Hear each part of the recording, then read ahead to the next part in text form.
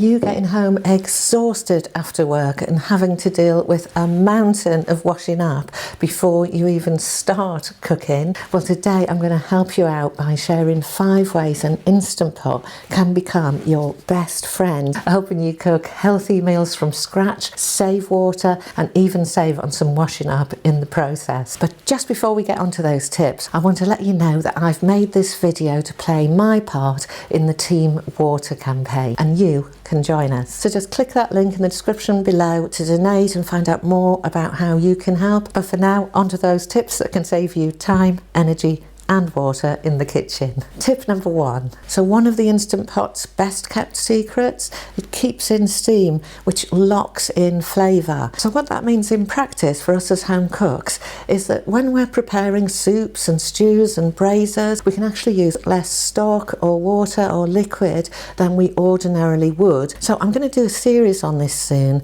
but when you're looking at recipes to make in an Instant Pot, you don't just have to use Instant Pot recipes. You can convert recipes by following some simple rules, and one of them is if you're taking a recipe for a soup or a stew from a normal cookbook, maybe you want a recipe that's been handed down through the family, to convert it for Instant Pot, reduce that liquid by 1/3. And so the way this works is that we're using less water and we're also cooking at a very high temperature, which is concentrating all of that flavour that you've got in there. So every spoonful just tastes amazing. But then there's another thing you can do to save even more water and power, and that is if you want to add in some lovely healthy greens, some fresh spinach, or maybe a cupful of frozen peas. We release the steam, pop off the lid, give it a stir, and then we can just pour in our frozen peas or our chopped spinach on top, put the lid back on. It's still very hot in there, some steam will come up,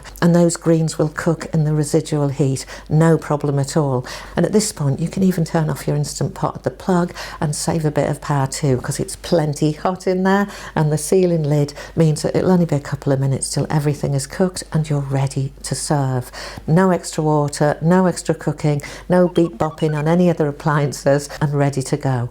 Oh, that's good when you're tired. Tip number 2, cooking pasta the usual way means we end up with a large pot of boiling salty water that ends up being tipped down the drain. But with the Instant Pot you can use an absorption method for pasta, cooking your pasta noodles in the very same pot as your sauce. So if you are coming home exhausted and you just want a quick and easy midweek supper, you can pour your pasta noodles into the Instant Pot, just put in enough water to cover the pasta, get in your pasta sauce, put on the lid, and it's all done in moments. And for an extra bonus tip, especially if you've got a hectic, busy life, I recommend that you get ahead of yourself for this. So make up some of your favourite pasta sauce, a ragu, a tomato spaghetti sauce, whatever it is you like, and get that into the freezer. I freeze mine in a silicone tray, so I end up with these giant ice cubes of pasta sauce. I try to always have some of these in the freezer because they're a real lifesaver.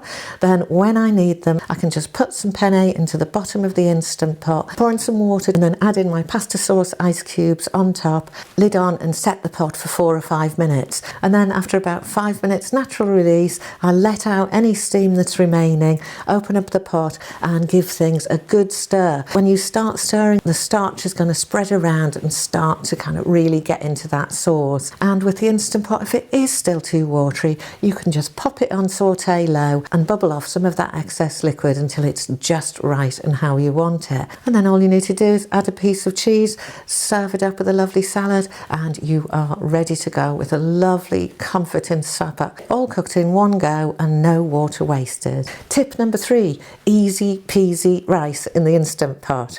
So even with the absorption method for cooking rice on the stovetop, things can be made a little bit easier with a gadget like the Instant Pot. Remember what we said in tip 1? Much less evaporation in a pressure cooker. So when we're cooking jasmine rice or white basmati rice in the Instant Pot, we can just use a ratio of 1 cup of rice, 1 cup of water. Just 3 minutes of cooking time in the Instant Pot, about 7 to 10 minutes natural release, just letting it sit, and your fluffy rice is ready to go. But what about brown rice? Well, brown rice takes much longer to cook, so on the stovetop we're using quite a lot of water there, but in an Instant Pot, once again, we're losing very little steam here. We can cook it for a 1 cup of rice to 1 1/4 cup of water ratio. About 15 minutes cook time, and then again just leaving it to natural release, and you will have the most lovely fluffy basmati rice without using loads of water. And just like a rice cooker, the Instant Pot is going to flick over to the keep warm function. It's going to keep that rice nice and warm until you're ready to eat. And a rice cooker is also a great way of saving water, but if you've already got an Instant Pot on the counter, let's use it. It makes good rice. Tip number 4 is to double up your meals in the Instant Pot using something called pot-in-pot cooking.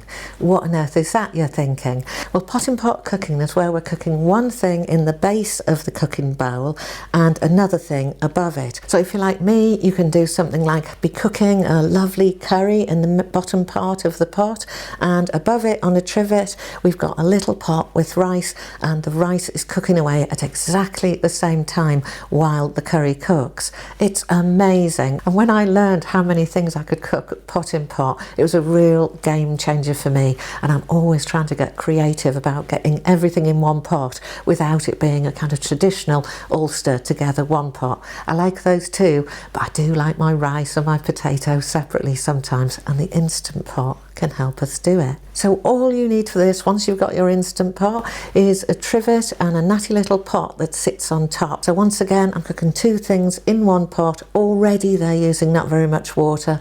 Already the rice is using a small amount, and now it's cooking above, and I don't need to have any separate pans boiling. Really great energy saver, and just something kind of creative and exciting. Makes you feel like a real pro as well. And then get ready to just set and forget at supper time, and the Instant Pot is going to do that work for you and switch to keep warm afterwards. So you might even be able to have a little nap. Just don't make it too long. So tip number 5 is that these little pots can help you cook more, but also help you clean less. So we're doing an awful lot all in one pot, and every pot or pan that you use in the kitchen needs washing at the end of the day. So one pot meals or pot in pot cooking or doing a big batch cook and getting it into the freezer means fewer dishes to clean up afterwards. But there's one other thing.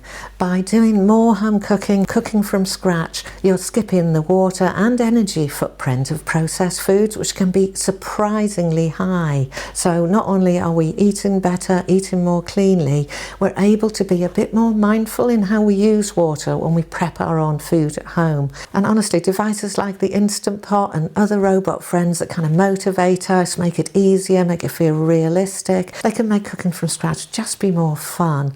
And if it's more fun, we're more likely to do it, and then everybody wins. And we don't have to be perfect, but every little helps. So I hope this has been helpful, and if you are able, please support TeamWater by clicking on one of the links below. And if money's tight right now, you can also help by getting the word out. So please share this video and all of the other things you're going to see in August with that hashtag TeamWater, and let's do this thing.